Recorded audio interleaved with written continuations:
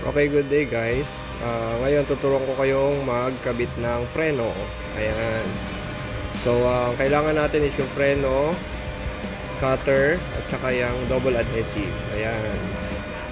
So, unang-una, ikakat muna natin yung double adhesive sa size nung brake sponge natin. Once na nakat na natin yan, kailangan parehas yung sukat nung brake sponge. Ayan, ilalagay natin siya dun sa front mount plate. Kailangan pantay yung lagay natin, left and right, no? Para hindi tabingi yung preno. After nyan, didiin natin maigi, tapos tatanggalin natin yung cover nung double adhesive. And then, tanggal din tayo sa brake sponge. Ayan, tapos idikit natin sa cutter para madali. And then, i-realign natin siya dahan-dahan, saka natin siya i-press. Ayan, make sure na nakadikin siya maigi para nakadikit maigi yung brake sponge. Ayan. So, medyo marami tayong gagawin ngayon.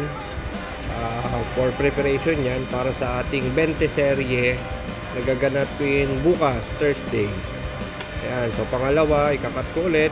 Make sure lang na kapag nag-cut tayo is hindi masyadong malalim, no, para hindi masugatan yung double adhesive dun sa pangalawang layer. Didikit lang ulit natin siya ng pantay. Ayan, didiin natin, then tatanggalin din natin yung cover, same as lang dun sa una nating ginawa. Ayan, yan yung style ko, nilalagay ko siya dun sa cutter para hindi ako mahirapang mag-align. Ayan, and then saka ako siya ididikit, no? So, sa susunod nating video, ang gagawin naman natin is pakikita ko naman kung paano natin i-trim yung brakes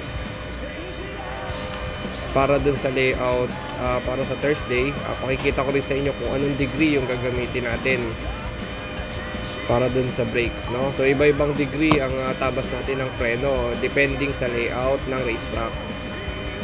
Ayan. So, as of now, nagwa-white brakes ako kasi harapan lang ang brakes ng mga kotse ko. Hindi ako nagbe-brake sa likod, no? Kaya mostly puro brake. Anyway, meron din naman akong blue, meron akong pink, meron akong green. So,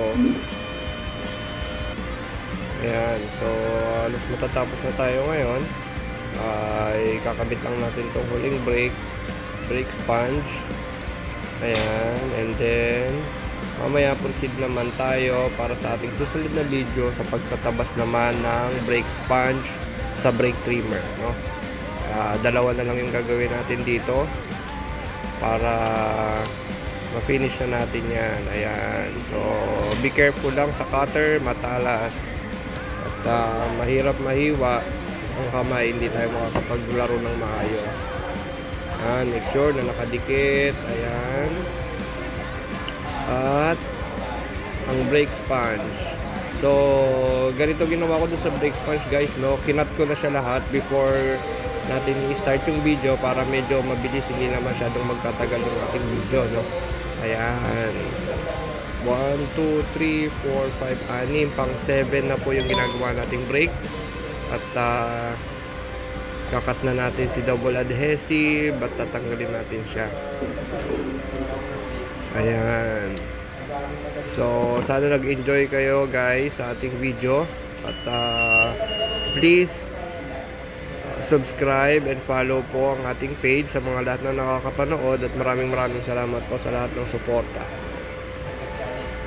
Marami pa po tayong mga tutorial videos na i-upload this next few days para po lahat ay may alam